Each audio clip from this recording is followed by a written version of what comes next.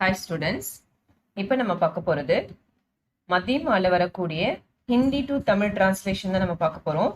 Already நம்ம first 5 லெசன்ஸ்க்கான videos நம்ம already போட்டிருக்கேன். ஸோ அதுக்கான மீனிங்ஸ் வேணுன்றவங்க அதை ரெஃபர் பண்ணி ரீட் பண்ணிக்கோங்க. 5 லெசன்ஸ் டுடே டிரான்ஸ்லேஷன்.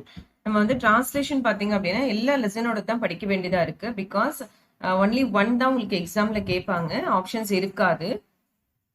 ஸோ அதனால ஒன் தான் நீங்க அட்டன் பண்ற மாதிரி இருக்கும். ஸோ அதனால எல்லாமே நீங்க படிச்சீங்கன்னா தான் அதுக்கான ஆன்சர்ஸ் எழுத முடியும். சரியா?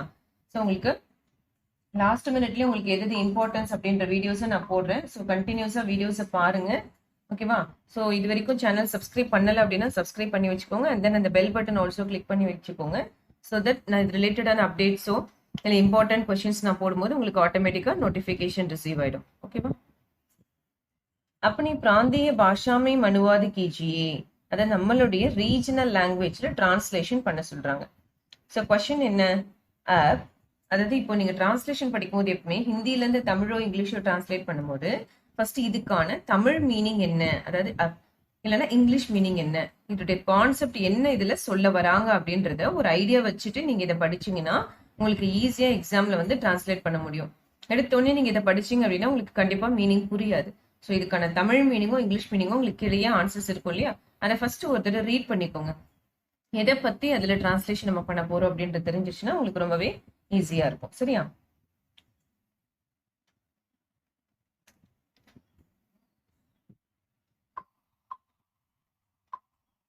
ஓகே. ஸோ ஃபர்ஸ்ட் நான் கொஸ்டின் ரீட் பண்றேன். இதுலயே உங்களுக்கு மீனிங்னு சொல்றேன்.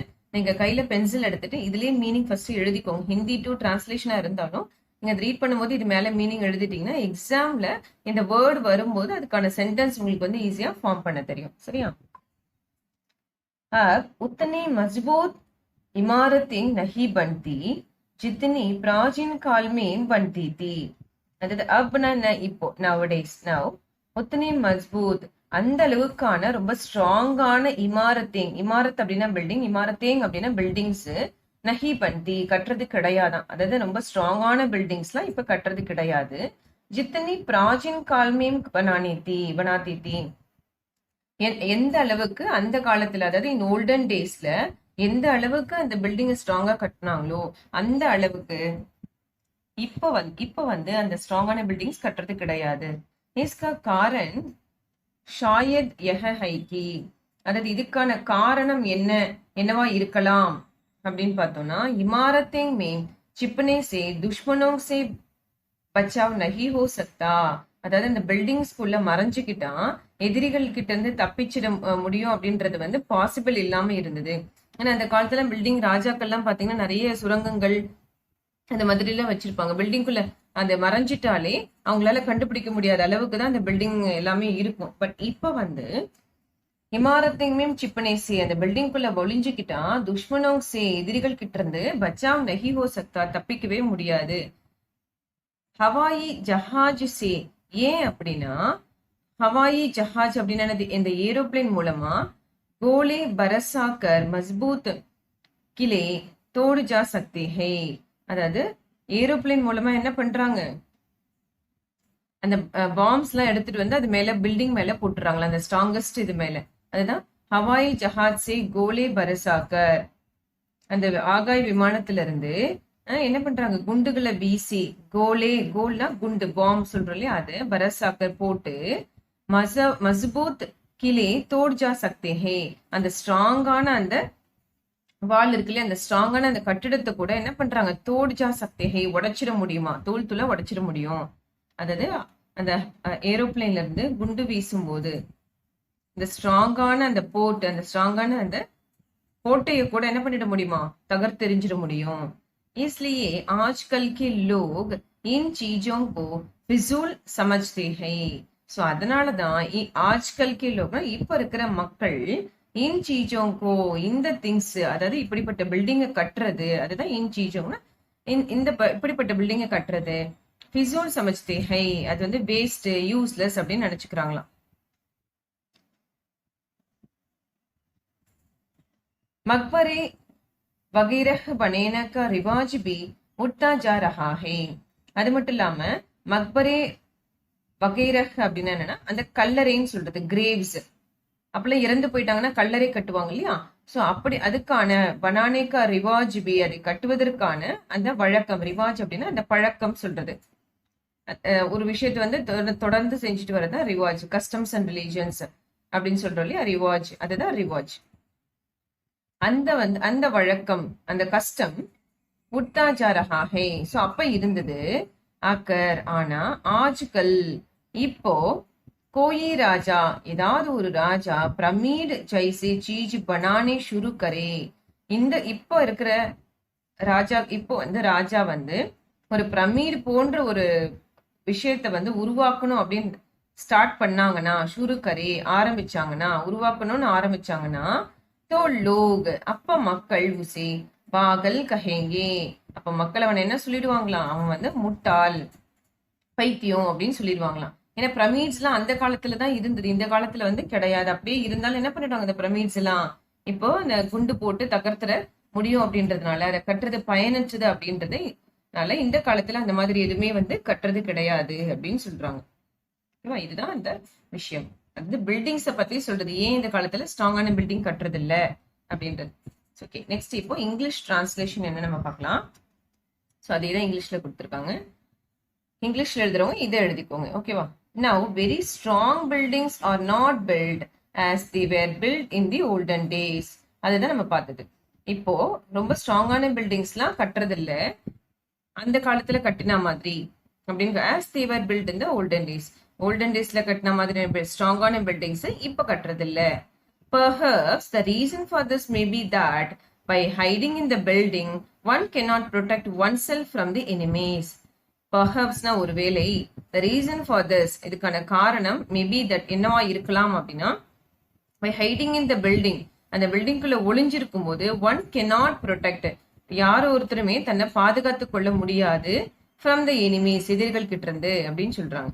strongest forts can be shattered by, அதாவது ரொம்ப ஸ்ட்ராங்கான அந்த கோட்டை கூட, ஃபோர்ட்னா கோட்டையை கூட shattered by எப்படி தகர்த்தெறிய முடியுமா? dropping the bombs from the aeroplanes. So that today people think that these things are useless. அதனாலதான் இப்ப இருக்கிற மக்கள் என்ன திங்க் பண்றாங்க? இந்த விஷயங்கள்லாம் யூஸ்லெஸ் அப்படின்னு திங்க் பண்றாங்க. Custom of constructing graves, custom of constructing அப்படின்னா கஸ்டம் ஆஃப் கன்ஸ்ட்ரக்டிங் கிரேவ்ஸ் அப்படின்னா இந்த கல்லறைகள் கட்டக்கூடிய வழக்கம் இஸ் ஆல்சோ வேனிஷிங், அது இப்ப மறைஞ்சுகிட்டே வருது. If a king starts building things like pyramid, இப்போ ஏதாவது ஒரு ராஜா வந்து building the things like pyramid மாதிரி ஒரு பில்டிங்கை கட்டணும்னு நினைச்சா, today people will call him mad, மக்கள் என்னன்னு கூப்பிட்டுருவாங்களா? அவரை பைத்தியம் அப்படின்னு சொல்லிடுவாங்களாம். நெக்ஸ்ட் அதே தமிழ்ல பாருங்க. பழங்காலத்தில் உறுதியான கட்டடங்கள் கட்டப்பட்டதை போல் இப்போது கட்டப்படுவதில்லை. அதுதான் பழங்காலம்னா ஓல்டன் டேஸ்ல ரொம்ப ஸ்ட்ராங்கான பில்டிங்லாம் கட்டுறத போல இப்ப யாருமே கட்டுறது இல்லையா? கட்டடங்களில் மறைந்து இருப்பதால் எதிரிகளிடமிருந்து தப்பித்து விட முடியாது என்பது இதற்கு காரணமாக இருக்கலாம். அதாவது நம்ம கட்டடத்துல ஒளிஞ்சுக்கிட்டா எதிரிகள்ட்ட இருந்து தப்பிச்சிட முடியும் அப்படின்றது கூட, இதுக்கு தப்பிக்க முடியாதுன்றதுனால கூட அந்த மாதிரி ஸ்ட்ராங்கான பில்டிங் கட்டாம இருக்கலாம்.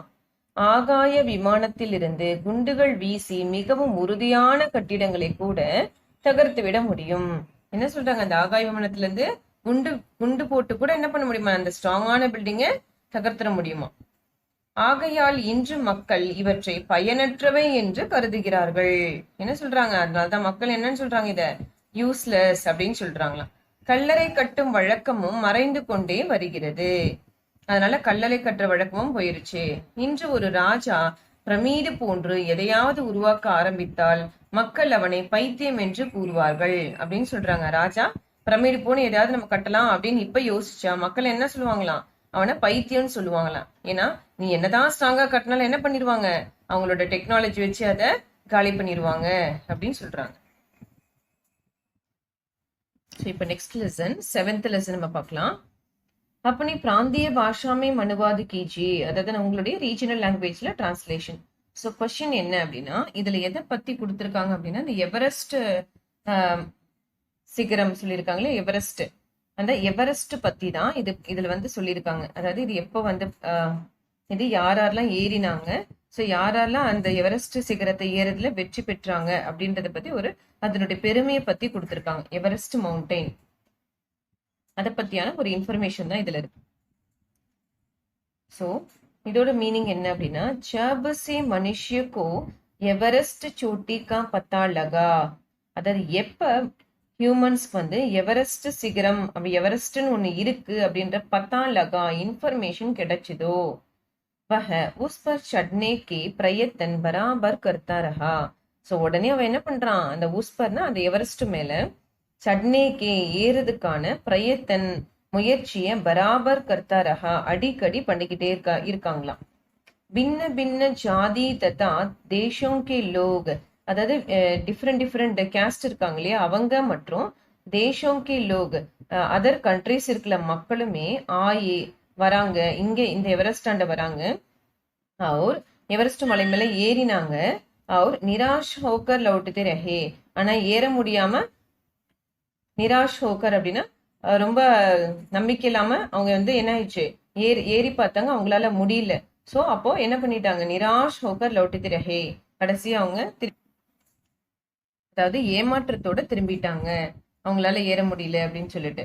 கயியோं ने इस प्रयत्न में अपनी जान की भी बलि दी, அதாவது நிறைய பேர் இந்த முயற்சியில தன்னுடைய உயிரை கூட வந்து பலி கொடுத்துட்டாங்க. லேக்கின் ஆனா மனுஷ ஜாதிக்கு ஹிம்மத் கபி டூட்டி நஹி, ஆனா அந்த மனித ஜாதியினுடைய தைரியம் வந்து இன்னமும் உடையாம தான் இருக்கான்.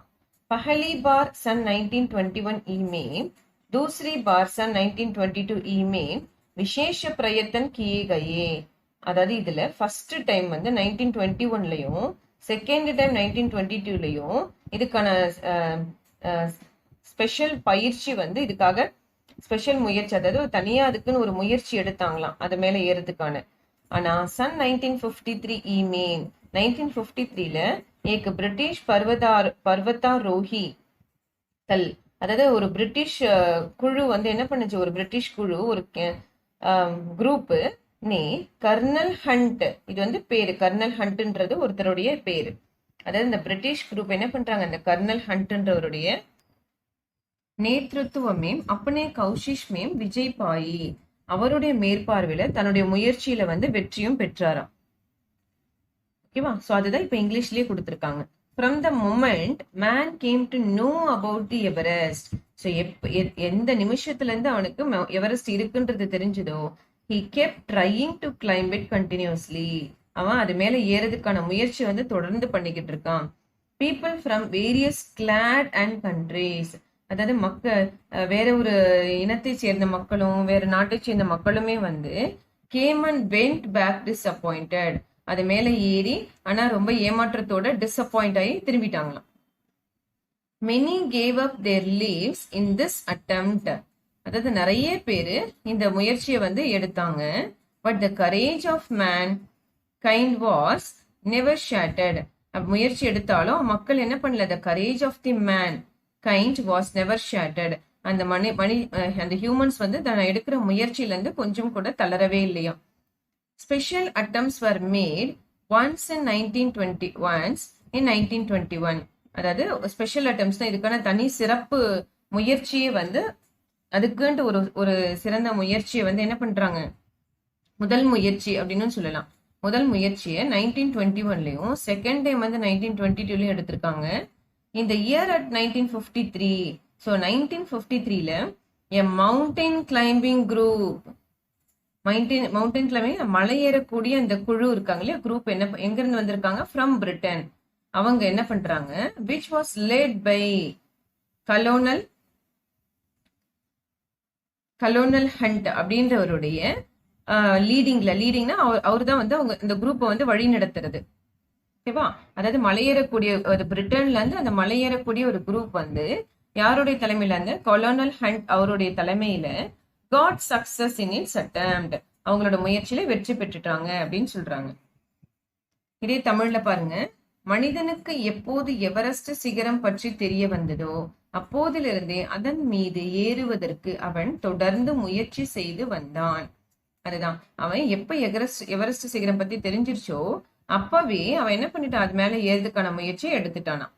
பல்வேறு இனத்தைச் சேர்ந்தவர்களும் பல்வேறு நாட்டைச் சேர்ந்தவர்களும் வந்து ஏமாற்றத்துடன் திரும்பி சென்றார்கள். ஆனா இதுல பல இனத்தை சேர்ந்தவர்களும் பல நாட்டை சேர்ந்தவர்கள் கூட இதுக்கான முயற்சி எடுத்திருக்காங்களாம். ஆனா எப்படி போயிட்டாங்களாம்? ஏமாற்றத்தோட திரும்பி போயிட்டாங்களாம்.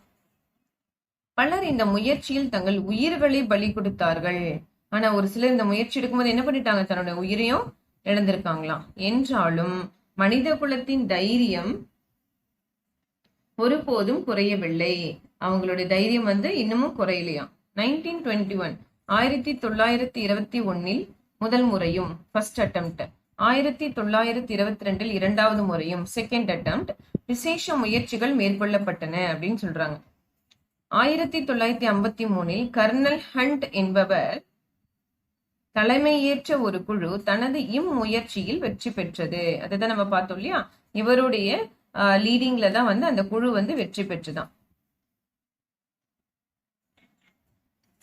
சோ நெக்ஸ்ட், ஹமாரா தேஷ் பஹூத் படா ஹை. சோ நம்மளுடைய நாடு ரொம்பவும் பெரியது.